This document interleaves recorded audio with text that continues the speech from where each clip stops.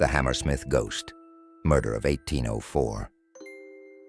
It's not every day that ghost stories and legal history intersect, but that's precisely what happened with the Hammersmith ghost case of 1804, a chilling chapter that left its mark on British law. In the early 1800s, the residents of Hammersmith, a district in West London, were gripped by fear as tales of a ghostly apparition spread throughout the community. According to reports, the ghost was believed to be the restless spirit of a man who had taken his own life and was buried in the Hammersmith churchyard. At the time, many believed that those who committed suicide were cursed and destined for eternal unrest, especially if they were buried in consecrated ground, which was considered forbidden for such souls. Witnesses described the ghost in various ways. Some said it was a towering figure draped in white robes, while others claimed it resembled a creature with horns, dressed in calfskin, and possessed large glassy eyes. These superstitions fueled widespread hysteria, and soon stories of attacks by the ghost began to circulate.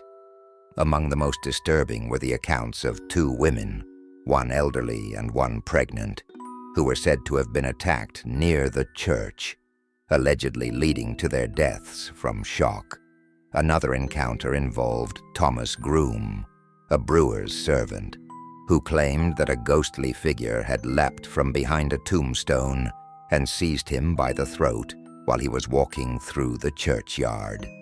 The attack only stopped when Groom's companion noticed something was wrong.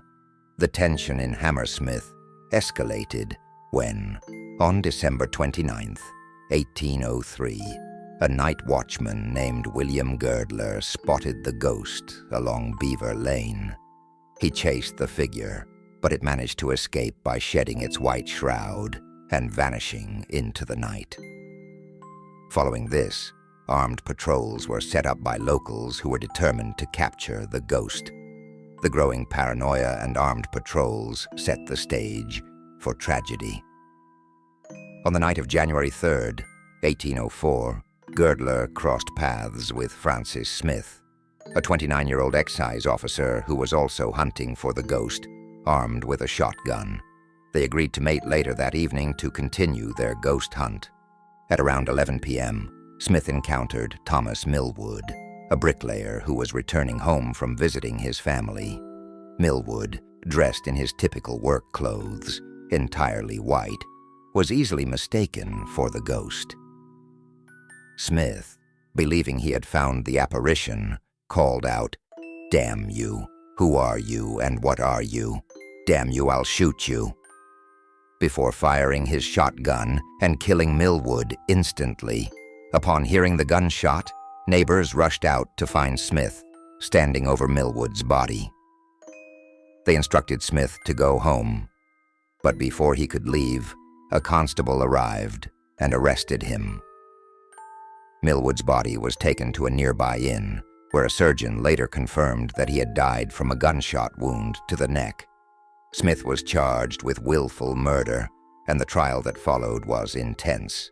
Millwood's widow testified, recounting how she had warned her husband to cover up his white clothing, as he had already been mistaken for the ghost once before.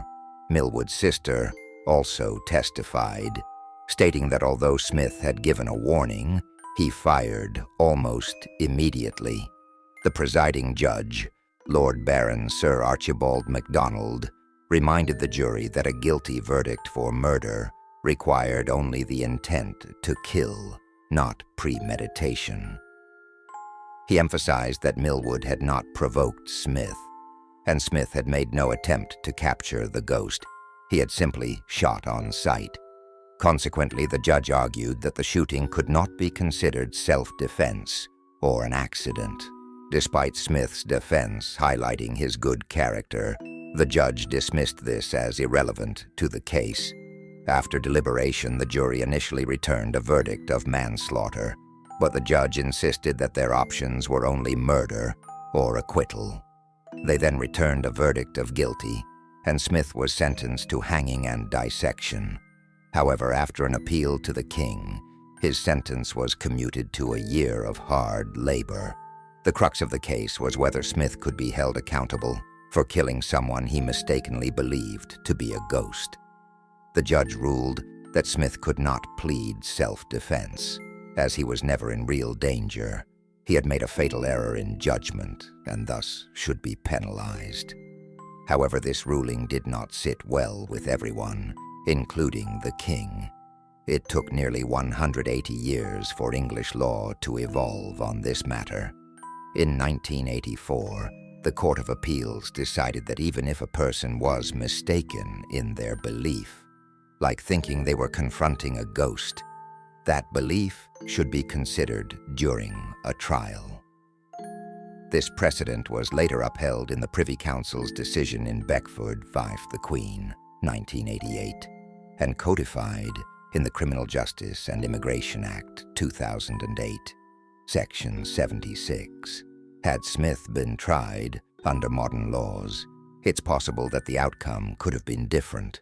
Nonetheless, the fact remains that a young man lost his life that night due to a tragic case of mistaken identity.